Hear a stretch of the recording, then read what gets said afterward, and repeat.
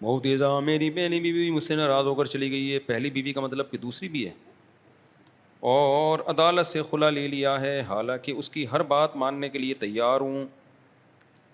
اب میں نے دوسری شادی کر لی ہے اور میں اس کو بھی رکھنا چاہتا ہوں, وہ کیسے آئے گی؟ بھائی آپ کورٹ میں جا کے بیان ضرور دیں. جب بیوی نے کورٹ میں کیس کیا کہ مجھے خلا چاہیے اور آپ حقوق ادا بھی کر رہے ہیں, آپ کو پتہ ہے وہ ناجائز کر رہی ہے, کورٹ نوٹس بھیجے تو آپ یہ نہ کریں کہ کورٹ میں نہ جائیں. کورٹ میں نہیں جائیں گے نا تو مفتی بھی آپ کے کیس کو پھر ہلکا سمجھتا ہے. پھر بہت سے مفتیان کرام خلا کو صحیح قرار دے دیتے ہیں. وہ یہ سمجھتے ہیں کہ بھائی پھر جو عورت نے الزامات لگائے ہیں اس کا مطلب شوہر نے ان الزامات کو تسلیم کر لیا ہے. تو بعض علماء ایسے ہیں جو اس کو پھر خلا کو صحیح مان لیتے ہیں کہ شوہر نے گویا مان لیا ہے. کیونکہ اگر اس پہ بھی ہم نہیں مانیں تو جو واقعی مظلوم ہے ان کی بیچاریوں کا کیا ہوگا؟ بھائی ایک آدمی بیوی کو صبح شام کوٹ رہا ہے, پیٹ رہا ہے, نہ اس کے بیسک حقوق بھی ادا نہیں کر رہا, بے تحاشا مارتا پیٹتا ہے, بہت عجیب عجیب واقعات ہوتے ہیں, ظلم ہوتے ہیں.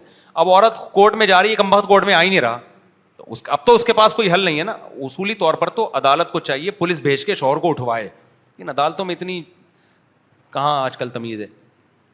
عدالت تو پابند ہے نا, جو اوپر سے لا ہے, تو اوپر جو اسمبلیوں میں بیٹھے ہیں وہ اس پہ بات ہی نہیں کرتے. تو جانا ضرور چاہیے شوہر کو. تو کورٹ میں جائے, اگر وہ الزامات صحیح ہیں تو مانے کہ یہ الزامات کیا ہیں, میں مانتا ہوں, اور جج صاحب آئندہ میں یہ حرکتیں بولو نہیں کروں گا. تو جج پر لازم ہوگا اس کو مہلت دے وہ. لیکن اگر وہ مہلت نہیں دیتا اور کھلا پکڑا دیتا ہے, وہ بھی کل عدم ہے. نمبر 2, جج سنتا ہی نہیں آپ کی. آپ نے کہا بھائی یہ الزامات غلط ہیں, تو جج کو پر لازم ہے کہ عورت سے پوچھے کہ آپ گواہ پیش کرو. عورت گواہ بھی پیش نہیں کرتی ہے, تو پھر بھی خلا کی ڈگری پکڑا دیتی ہے کورٹ, تو وہ خلا بھی کیا ہے, کل عدم ہے. تو اس لیے آپ جائیں ضرور عدالت میں. اگر وہ الزامات سچے ہیں تو مانیں, نہیں ہے تو آپ بولے بھائی یہ غلط الزامات ہیں, عورت کو چاہیے ثبوت پیش کرے. ثبوت بھی نہیں ہے, میں بھی نہیں مان رہا, تو پھر عورت کے کہنے سے خالی تھوڑی ہوگا. یک طرفہ کبھی بھی کسی کی بات نہیں سنی جاتی. پھر بھی عدالت خلا کی ڈگری پکڑاتی ہے, تو عورت کو کورٹ سے تو خلا مل جائے گا, لیکن کوئی مکتبہ فکر کا کوئی بھی سنجیدہ مفتی وہ اس کو کنسیڈر خیال نہیں کرے گا. اور عورت کو یہی فتویٰ, چاہے وہ اہل حدیث ہوں, صحیح عالم ہو اہل حدیث کا. آج کل تو ہر جگہ اوٹ پٹانگ چیزیں بہت آ رہی ہیں.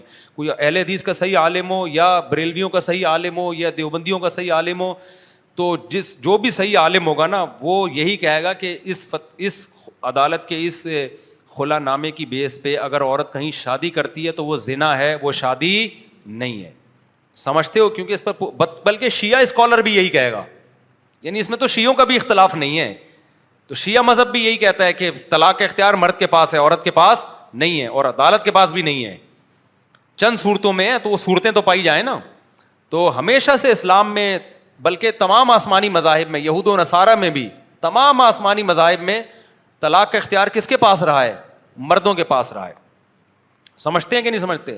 ایک دفعہ میں نے یہ بات بیان کی تو نیچے کسی لبرل آدمی نے تبصرہ کیا ہوا تھا, مذہب کے سارے قوانین الٹے ہی ہوتے ہیں. مذہب کے سارے قوانین کیا ہوتے ہیں؟ الٹے ہی ہوتے ہیں. اگر مذہب کے قوانین الٹے ہوتے اور تمہارے سیدھے ہوتے, اس کا مطلب تمہارے سیدھے ہیں, تو تمہارا فیملی سسٹم ہم سے اچھا ہونا چاہیے تھا نا. تمہارے یہاں تو کم وقتوں جو تم نے سسٹم عقل سے استعمال کیا نا مذہب پہ بغاوت کر کے, اس میں شادی مارکیٹ سے شارٹ ہو گئی ہے, ابا مارکیٹ سے کیا ہو گئے, شارٹ. تو تمہارا تو یہ سسٹم ہوتا ہے کہ ابا مارکیٹ میں ہے ہی نہیں. مذہب کی پابندی سے یہ زیادہ ہوگا کہ بہت سی چند یعنی عورتیں ایسی ہوں گی جو مظلوم ہوں گی. تو یہ تو دنیا میں 100% انصاف کہیں بھی کسی کو نہیں ملتا. کچھ مرد مظلوم ہوں گے, کچھ عورتیں مظلوم ہوں گی, یہی ہوگا نا.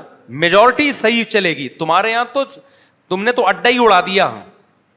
تم نے کیا کر دیا؟ خاندانی نظام کا اڈا ہی اڑا دیا. ابا ہی ختم تو اب ابا کی ٹینشن بھی ختم, بچے ہی نہیں ہو رہے تو بچوں کی ایسی ٹینشن فری زندگی. یہ تو ایسا ہی ہو گیا. ایک آدمی کو کسی نے کہا کہ ماں کے بڑے فضائل ہیں, اس نے جا کے اماں کو گولی سے اڑا دیا ٹھا کر کے. لوگوں نے بولے یہ کیا, کہ کہہ رہے ہیں یار ماں کو ناراض کرنے کی اتنے سخت وعیدیں ہیں نا, تو ماں کی خدمت لازم ہے. تو میں نے کہا ماں ہی نہیں رہے گی تو ساری ٹینشنیں کیا ہو جائیں گی, ختم. تو یہ لبرل اور سیکولر لوگوں نے شادی اور شادی کے بعد کی ٹینشنیں اور گھریلو مسائل, ان ٹینشنوں کا ان کے پاس, کم بختوں کے پاس کوئی حل تو تھا ہی نہیں. ہمارے پاس تو قرآن و سنت ہے نا, ان کے پاس کوئی حل تھا ہی نہیں. قرآن و سنت ان کو سمجھ میں نہیں آیا, تو انہوں نے ابا ہی اڑا دیے. سنگل مدر, ایک عدد اماں ایک عدد بچہ, ٹینشن کس بات کی بھائی؟ تو اماں ہی اور وہی اڑا دے, تو اس سے ٹھیک ہے ٹینشن ختم ہو گئی. لیکن جو خاندانوں کے جو فائدے تھے اس فائدوں سے بھی کیا ہو گئے؟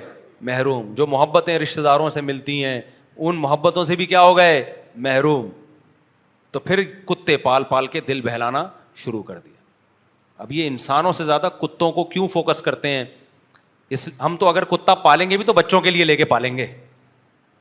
مجھے بلی کا شوق نہیں, ایک دن مجھے بڑی پیاری بلی لگی, میں نے کہا خرید لیتا ہوں, بچوں کے بچے خوش ہو جائیں گے نا, ٹھیک ہے نا.